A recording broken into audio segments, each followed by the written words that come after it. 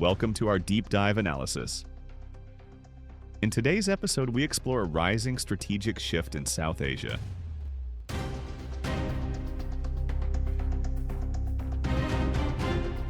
Bangladesh Army's future UAV fleet. Eyes on India's borders? As drone warfare becomes the backbone of modern military strategy, Bangladesh's growing interest in acquiring advanced UAVs is triggering serious conversations in regional security circles, particularly in India. What types of drones are they targeting? From whom are they buying? And what could this mean for the balance of power in South Asia? Let's break it all down. Globally, unmanned aerial vehicles, or UAVs, have transformed warfare.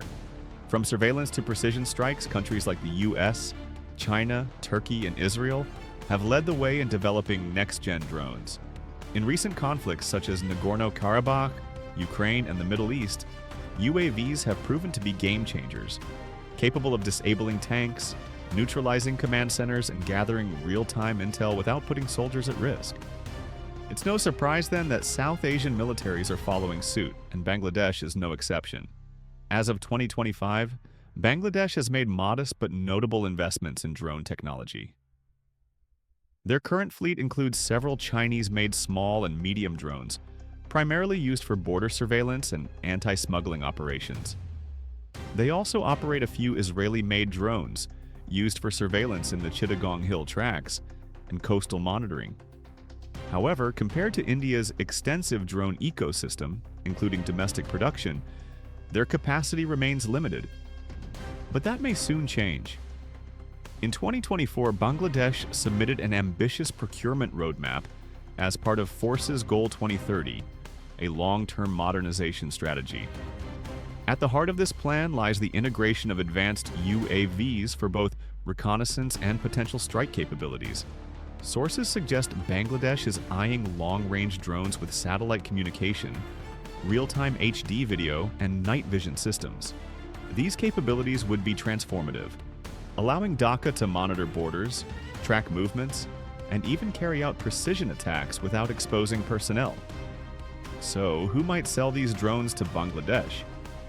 Turkey is emerging as the frontrunner. The Bayraktar TB2, used successfully in Ukraine and Libya, is already being offered to multiple countries. Its cost-effectiveness, GPS guidance, and high-altitude operation make it highly desirable. China could also expand its UAV footprint in Bangladesh. The Loong II, already in use by several countries in Asia and the Middle East, offers strike capabilities at a relatively lower cost than US or Israeli alternatives. Israel has historically supplied Bangladesh covertly, although political sensitivity might prevent open deals. Still, their drones are among the most sophisticated in the world.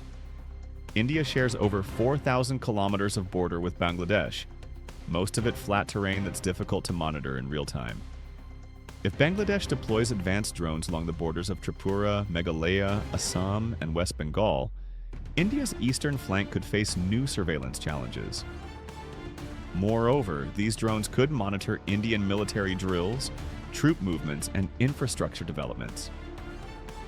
Though Bangladesh has no hostile intent, the capability alone could shift military doctrines. India's Eastern Command might need to reposition radar systems and recalibrate airspace protocols to maintain its edge. Interestingly, not all of Bangladesh's drone ambitions are military. There's a growing push to use UAVs for disaster management, agriculture, and coastal monitoring. Dual-use drones can serve both civil and defense roles, making them politically acceptable even if military use is a clear subtext. This helps Bangladesh justify the purchases while expanding strategic capacity. Think of them as Trojan horses for geopolitical leverage. India, of course, isn't standing still. New drone squadrons are being deployed in the northeast. HAL and DRDO are accelerating work on indigenous drones like the Loong II. There's also talk of satellite-based surveillance networks to reduce dependence on ground sensors. India might even increase border patrolling and implement UAV no-fly zones, but the real challenge lies in diplomacy.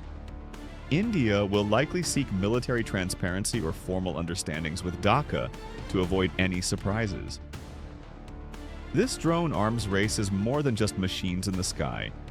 It signals a maturing military strategy from Bangladesh, a country that was once seen as dependent on Indian goodwill for security. It also reflects a multipolar world where nations like Turkey and China offer alternatives to traditional Western defense partnerships. For India, it's a wake-up call that neighborhood dynamics are changing fast, and that influence cannot be taken for granted. So, will Bangladesh's UAV ambitions become a strategic headache for India? Only time will tell. But one thing is clear: drones are not just weapons. They're symbols of national capability, deterrence, and pride. As the skies over South Asia become more crowded, every move will be watched, not just by satellites and radars, but by an ever-curious world.